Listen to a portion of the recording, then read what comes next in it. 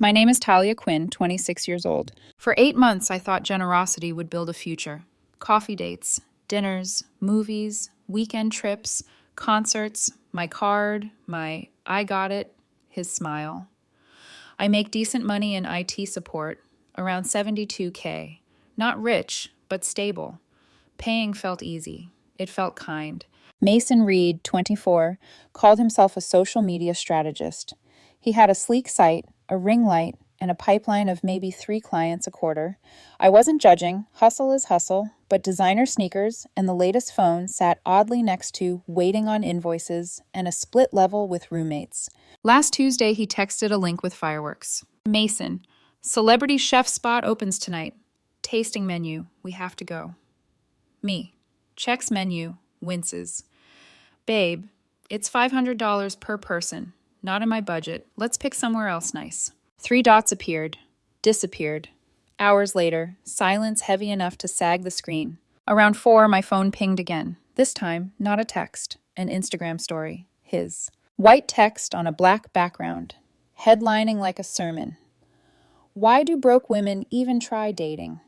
If you can't treat a man properly, stay home and level up first. Embarrassing. He didn't tag me. He didn't need to. His friends knew. Mine would, by dinner. My stomach iced over, then oddly steadied.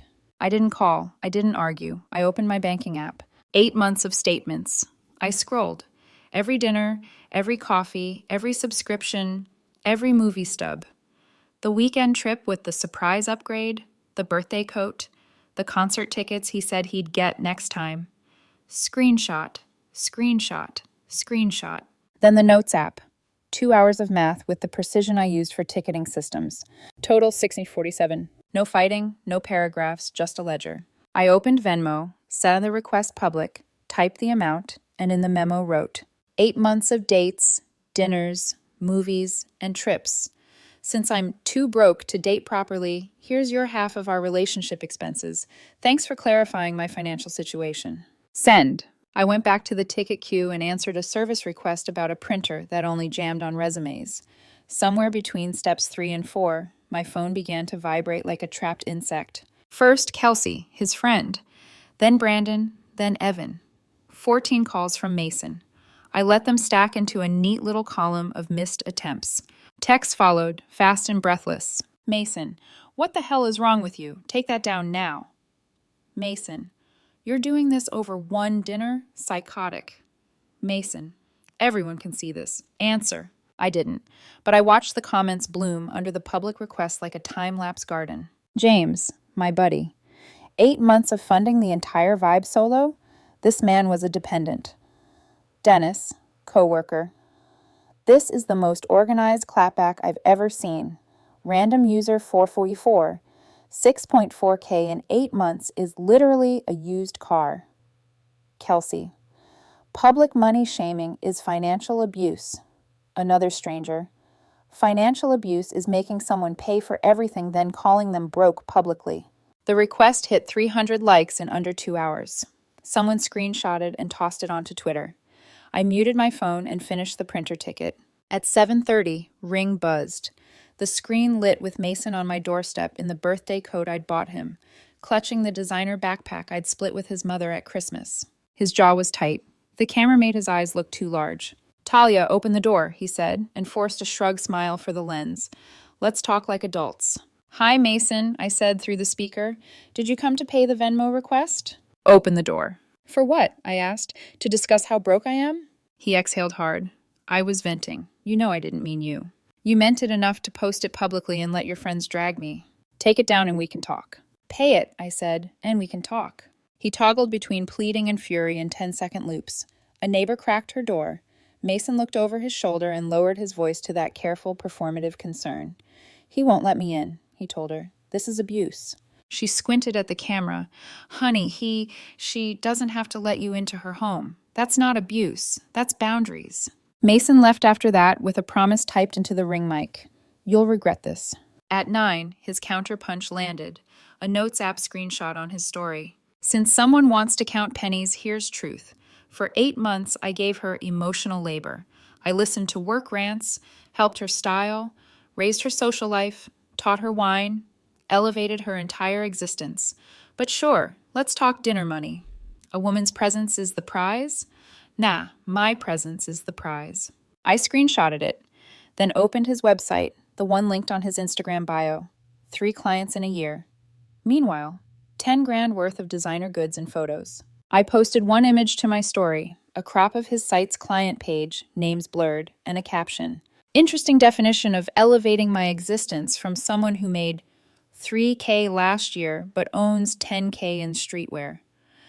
Math isn't mathing. P.S. Still waiting on the 6,427. My phone detonated again. Between the noise, a smaller thought surfaced, one I'd ignored for months. The way Mason would say his ex-girlfriend Amber expected champagne and understood a man's image. How he'd grinned when I paid, a little too relieved each time. How generosity can look like love until you measure the direction it always flows. I muted everything and made tea. The kettle hissed. Outside, the city lit its windows like 1,000 tiny verdicts. I wasn't angry anymore. I was awake. By morning, the Venmo request had become a public exhibit. Overnight, it had jumped from a screenshot on Twitter to a trending thread. Someone titled it, "She invoiced her ex for emotional labor's evil twin, real expenses." The comments were split like a courtroom. Half cheered, half clutched pearls. And Mason? He detonated before breakfast. Mason, you've humiliated me. My clients are seeing this. Me, you said you wanted exposure. Mason, this is cyberbullying. Me, it's math. By noon, he'd updated his profile picture to a black square, crisis mode for someone who lives on image. At 5 that evening, he showed up again. This time with flowers, cheap ones from a corner store, their petals bruised like apologies that came too late. He knocked softly, the way people do when they're afraid of who's on the other side. "Talia," he said through the door, "please, let's not do this. I look crazy out there." I stood just behind the doorframe, hand on the knob. "You are crazy out there, Mason. You started it." "You know what? Fine." His tone flipped from pleading to practiced.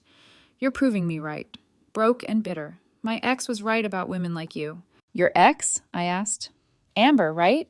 The one you said only cared about money?" He didn't answer. I didn't open the door. He left the flowers at my doorstep. I threw them out before I brushed my teeth. Then came his counterattack.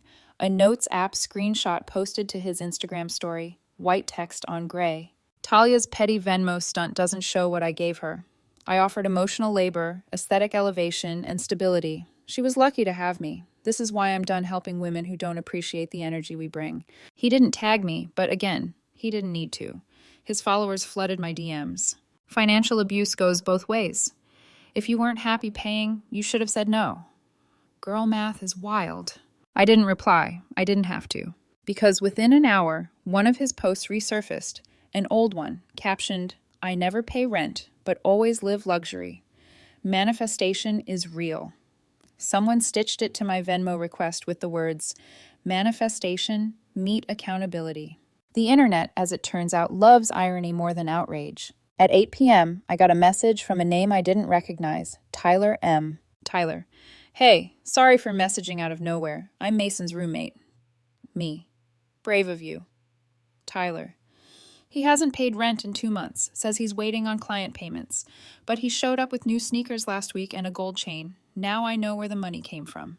My chest went still for a second. "You mean my money?" Tyler: "Pretty much. I saw your Venmo thing. Just wanted you to know we were this close to evicting him. I thought he was hustling. Turns out he was just funded." Me: "I appreciate the honesty, Tyler. You're a good man." Tyler: "He's not, but thanks. If you ever need a witness, I got you." I laughed, because what else do you do when your ex turns out to be a grifter with roommates and a fan club? By the weekend, my quiet act of math had become a meme. TikTok flooded with videos of people submitting invoices to their exes. A hashtag was born. #relationship receipts. Commenters debated it like a national crisis. One viral reply read, "When men say she used me, it's emotional. When women say it, it's itemized." The irony made me smile. Not victory, just justice, spreadsheet style. Then, Saturday night. My phone buzzed again, a name I hadn't seen in months. Amber, Mason's ex-girlfriend. Her message was short, like someone dropping a bomb politely. Amber: "I saw what you posted. Just so you know, he did the same thing to me." I've got receipts if you want them. I stared at the screen. My thumb hovered over reply. Before I could type, she sent a follow-up. Amber. He's been doing this for years. Uses women's money to fund his luxury lifestyle and then calls them cheap when they stop. Amber. He literally has a group chat called Level Up where he teaches his boys to do it too. The words blurred a little, even though I was reading them clear. 8 months, and he'd never slipped, not once. Of course he hadn't. This was practiced. A business model, not a mistake. Me. Do you have proof? Amber. Screenshots, messages, all yours if you want. I told her to send everything. She did. And somewhere between the third and fourth screenshot, him telling a friend, Talia's good for at least $800 a month. I'll ride it until she stops paying, then bounce.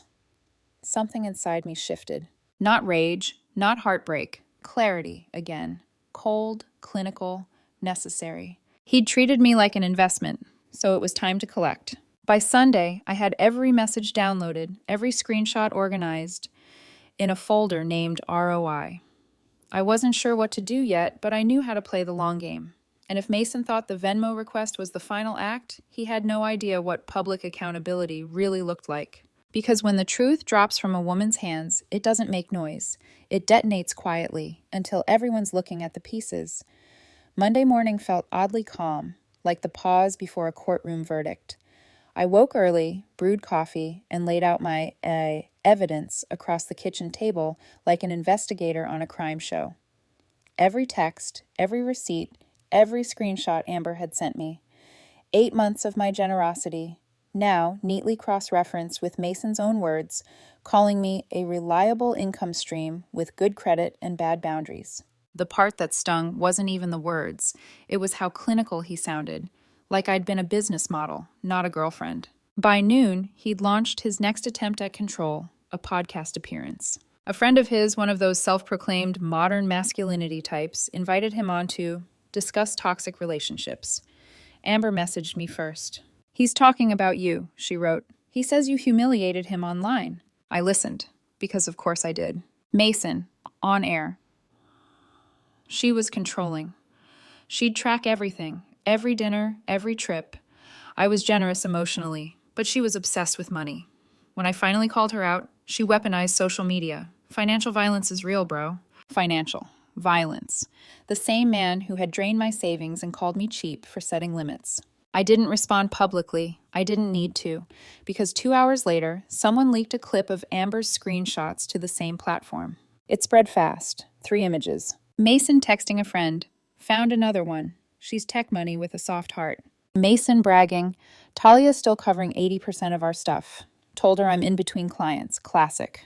Mason's Level Up group chat. Him typing, always have 2 in rotation. 1 pays, 1 plays. His podcast host deleted the episode within an hour. Too late. The damage was done. By Wednesday, Mason tried something new. He emailed my workplace's HR department. Subject, formal complaint, online harassment. By employee body. I am reporting a pattern of financial and emotional abuse by your employee, Talia Quinn. She has publicly humiliated me and caused irreparable harm to my business and mental health. I was called into HR that afternoon. For 5 seconds, my pulse fluttered. Then I saw Patricia, our HR manager, barely suppressing a grin. Okay, she said, folding her hands. We got a complaint. Apparently you're the Bonnie to someone's financial Clyde? I exhaled. You've seen the posts? Everyone's seen the posts. She slid a file across the desk. Inside were printed screenshots. Mason's story, my Venmo request, and the internet's entire verdict. Patricia, I said carefully, none of this happened on work time. She waved her hand. I know, you're fine. But maybe don't let your dating life become a trending tag again. It's already printed mugs that say, Team Talia. I laughed. It came out shaky, but real. Thursday brought the next act of desperation, a cease and desist email from Mason's lawyer. The Gmail address should have been my first clue. From Justice for masonlegal@gmail.com. Subject, defamation and emotional distress. Ms. Quinn, you are hereby instructed to remove your Venmo post and all defamatory content within 24 hours or face legal consequences. I forwarded it to my cousin Nathan, who actually is a lawyer. He called 10 minutes later, laughing so hard he could barely breathe. Talia, this isn't a lawyer, he said. This is a friend with Wi-Fi. Real attorneys don't use Gmail. Also, truth is a defense. You have receipts, timestamps, and a national fan base at this point. Relax. That night, I posted the email, redacted address and all, with one caption. Getting fake legal threats via Gmail now. The audacity is truly endless. Still waiting on that 6,927. The account disappeared within hours. Friday, Amber texted again. Amber. He's spiraling. He told the group chat you ruined his brand. Me. His brand was theft with filters. Amber. He's trying to delete everything. Want me to drop the rest? Drop the rest. 3 words. That's how wars end sometimes. The next morning, screenshots flooded social media. Unedited, time-stamped, unmistakable. Mason bragging about using me, Amber, and 3 other women to fund his lifestyle. One message read, always pick women with good jobs but soft hearts. They pay fast and forgive faster. It was over. The avalanche was instant. Former clients unfollowed him en masse. His roommate Tyler posted on Reddit confirming the rent issue. Amber went public with a video titled The Man Who Monetized Women.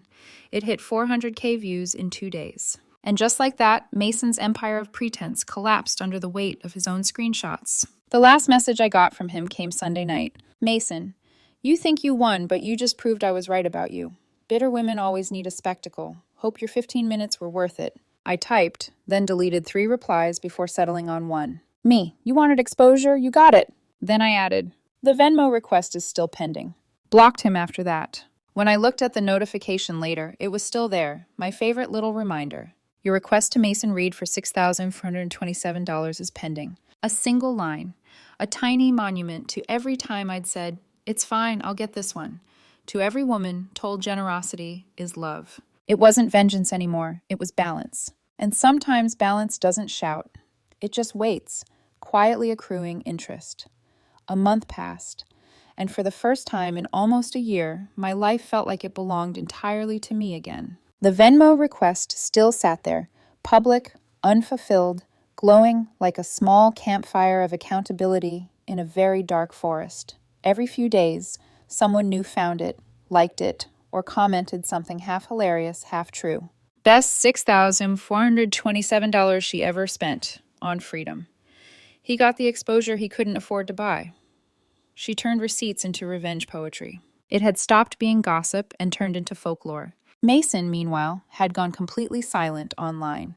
His profiles vanished, his website shuttered, but his name lingered like the ghost of a bad review. People used it as shorthand now. Don't pull a Mason, meaning don't live off someone else and then call them cheap. It spread farther than either of us could have imagined. A finance podcast picked up the story. Then a women's magazine ran a feature titled The Viral Venmo that sparked a conversation about financial boundaries. The world loves moral math when it's clean and cinematic. Mine was both. In the meantime, I adjusted to quiet. No performative dates, no forced smiles across overpriced dinners, just me, my savings, and a new routine that included breathing without calculating. The money I used to pour into Mason's ego now went into a different kind of investment. Myself. A new gaming PC, weekend ceramics classes, a small trip with friends to a lakeside cabin where the only Wi-Fi was the wind moving through pine trees. Somewhere between the clay, the coffee, and the laughter, I realized something small but enormous. Peace doesn't look like payback. It looks like not checking your phone every 10 minutes for someone else's validation. 2 weeks later, I met Elias. We matched on a dating app I almost deleted. His bio said, IT guy, book hoarder, amateur cook, good listener, certified. We met for coffee. He wore no designer anything. He asked real questions. When the check came, we both reached for it. He stopped halfway and smiled. Split it? I laughed harder than I meant to. You just made my day. He blinked, confused but pleased.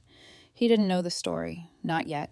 By our 4th date, I told him everything about Mason, the Venmo, the screenshots, the online chaos. He listened, hands folded, then said quietly, "So you were kind," and he mistook kindness for currency. It wasn't a line, it was observation. And for the first time, I didn't feel foolish for what I'd done. I felt seen. Then, out of nowhere, an alert. Message from Mason Reed. He had unblocked me. Mason, hope you're happy. You destroyed my life over money. I loved you and you humiliated me.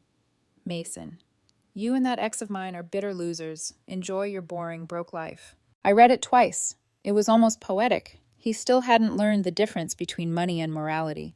I typed one sentence back. Me, I am happy. Enjoy your quiet.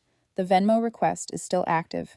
Blocked him again. The next morning, sunlight spilled across my desk, catching on the mug that said, "Trust but verify." A gift from Bree, one of my coworkers, who now referred to me as Queen of Boundaries. I opened Venmo just to check. Habit now, not hope. Still pending, still perfect. That single line had become my favorite notification. Your request to Mason Reed for $6,427 is still pending. A sentence frozen in time, half memo, half monument. I didn't need him to pay it. He already had. Every screenshot, every exposed lie, every moment the world reminded him that manipulation eventually runs out of credit. That was payment enough. And I wasn't the only one who noticed. Men and women started messaging me stories. My girlfriend drained my savings and called me selfish. My ex maxed my card, then ghosted. Your post made me set boundaries for the first time. So I started something new, a small online group chat called Recovering Providers. We swap stories, share red flags, and remind each other that generosity isn't weakness. It's a gift that requires discernment. When people ask if I ever got closure, I tell them the truth. Closure isn't a check clearing. It's the quiet click of a block button. It's a boundary turning into a habit. It's realizing that sometimes the only revenge worth having is rebuilding a life so solid they couldn't shake it if they tried. I kept the Venmo request up, not for him, not even for the internet, for me, for the girl who used to apologize for her own worth, for every person who's ever been told they should be grateful to be drained. Let it sit there forever, a digital plaque to remind the world. When someone tries to buy love with your wallet, the receipt belongs to you.